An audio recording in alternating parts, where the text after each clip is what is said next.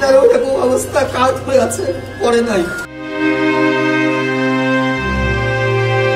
মোহাম্মদপুরের একটি নীরব সকাল, যে সকালটা হয়তো অন্য দিনের মতোই শুরু হয়েছিল, কিন্তু সেদিন সেই নীরব দেওয়ালের ভেতর লুকিয়েছিল এমন এক দুঃস্বপ্ন যার যন্ত্রণা ভাষায় প্রকাশ করা কঠিন। একজন বাবা প্রতিদিনের মতো হাসি মুখে বেরিয়ে যান স্কুল পড়াতে, কিন্তু মাত্র কয়েক ঘন্টা পর যখন তিনি ফিরলেন, তখন বাড়ির দরজা খুলতেই তার পৃথিবী ভেঙে গেল।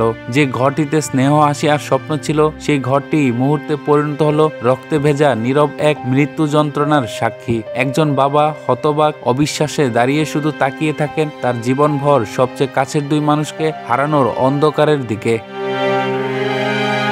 লাইলা আফরোজ একজন মা, একজন ঘর সামলানো মানুষ, আর নাফিসা মাত্র 15 বছরের নবম শ্রেণীর মেয়ে, স্বপ্নময় এক কিশোরী। তারা দুজনেই ভেবেছিলেন তাদের বাসায় এক নতুন গৃহকর্মী হিসেবে আসা যে তরুণী হয়তো অভাবের তাড়নায় কাজ করছে।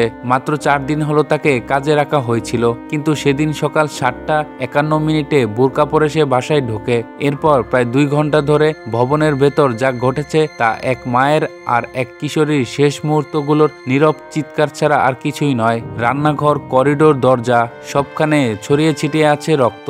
সেখানেই জমেছিল তাদের শেষ লড়াইয়ের চিহ্ন। যখন আজিজুল ইসলাম দরজা খুলে ভেতরে প্রবেশ করেন, দরজার পাশে পড়েছিল তার মেয়েটি, যাকে সকালেও হয়তো তিনি বলেছিলেন খেয়াল রেখো, আমি আসছি। কিন্তু ফেরার পর তিনি দেখলেন তার আর ওঠার ক্ষমতা নেই।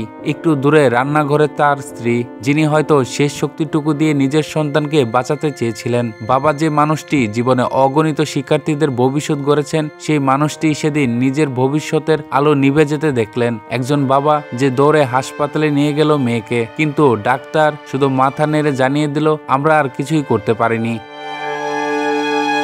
এই ঘটনাটি শুধু একটি পরিবার নয়, সমগ্র সমাজকে কাঁপিয়ে দিয়েছে। 4 দিনের পরিচয়ে যে মানুষকে ঘরে তোলা হলো, সেই নির্মমভাবে সবকিছু ভেঙে দিয়ে চলে গেল স্কুল ড্রেস পরে, যেন কিছুই হয়নি। এখনো সে পলাতক, কিন্তু প্রশ্নটা অন্য জায়গায়। একটি পরিবার যাদের ঘর ছিল ভালোবাসা আর নিরাপত্তার জায়গা, তারা কেন এমন ভয়াবহ পরিণতির শিকার হলো? আজিজুল ইসলাম শুধু 2 জন মানুষকে হারাননি, হারিয়েছেন জীবনের মানে, ঘরের উষ্ণতা, ভবিষ্যতের হাসি। আজ আমরা শুধু বিচার চাই না, চাই নিরাপত্তা, চাই মানবিকতা ফিরে আসুক। কারণ কোনো বাবা যেন আর এভাবে নিজের পৃথিবীকে হারিয়ে চুপচাপ দাঁড়িয়ে থাকতে না হয়।